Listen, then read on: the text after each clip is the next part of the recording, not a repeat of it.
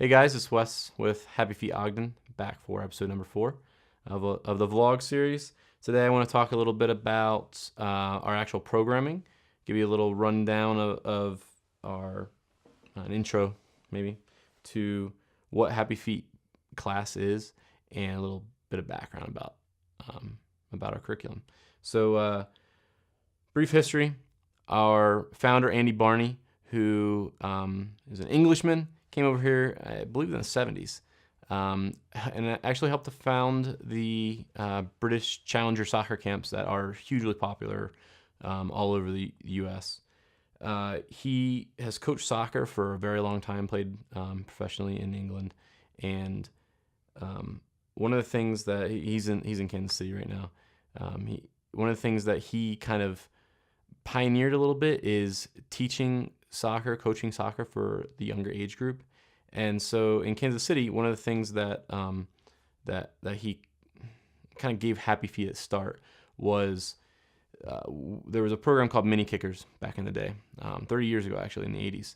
So Andy helped to found this program, did it out of their facility in Kansas City, and preschools would actually truck in kids to do the classes in the facility, and they did this for 15 years maybe.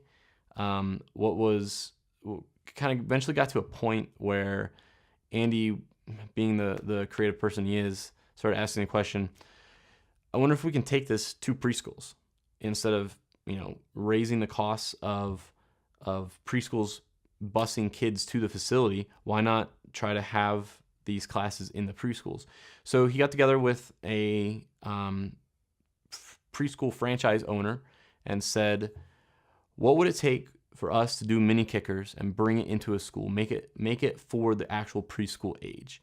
That kind of spawned development of what became HappyFeet, and has kind of in 2006 evolved into what HappyFeet is now. So we save time, we save money, we save the running around of a lot of other programs.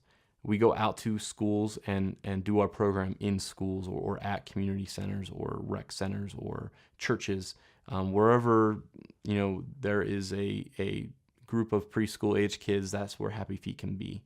I'm moving on a little bit into what our programming consists of. The class itself is 30 minutes long. We use our ball, Bob the Bobcat, who we're going to talk about in the next episode. He's a very special guest. I like to introduce him to the kids too. And what makes our programming kind of stick out from a lot of other soccer programs is that it's non-competitive. So we're not throwing a ball out there to a bunch of kids and saying fight for it. We allow each kid to have their own ball. Enables them to progress at their own pace, learn things on their own, and also maximizes the repetition and touches on the ball. So all that gross and fine motor function that they're developing with Bob during the session is maximized. Whereas in a lot of rec programs, they're kind of, it is kind of throwing a bone out to a pack of dogs and asking them all to run after it.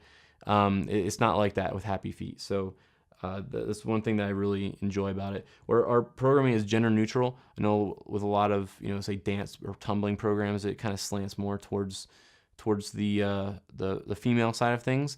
Some other programs kind of slant more towards the male side of things. But the great thing about HappyFeet is anybody can do it. All you need is a soccer ball, and it doesn't matter if you're a boy or a girl. It doesn't matter what your disability is. It's open, and you're more than capable of doing it. The last thing I want to talk about is the content. We like to focus on bravery, creativity, and leadership. But inside of our programming, we use 4 things to kind of boil it down to a preschool level. We use songs, good old-fashioned nursery rhymes. We use games, fun games, and we use adventures, stories.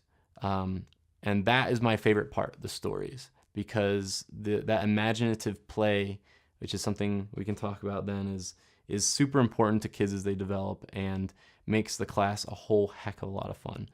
So again, where it's held, we're looking at preschools in general, but there's not really any limit to where it can be performed at. You got a church group or a preschool that meets at a church, or just a church group, we can do it there. A rec center, community center, homeschool groups, and we're trying to reach out to a lot of these organizations that aren't official preschools.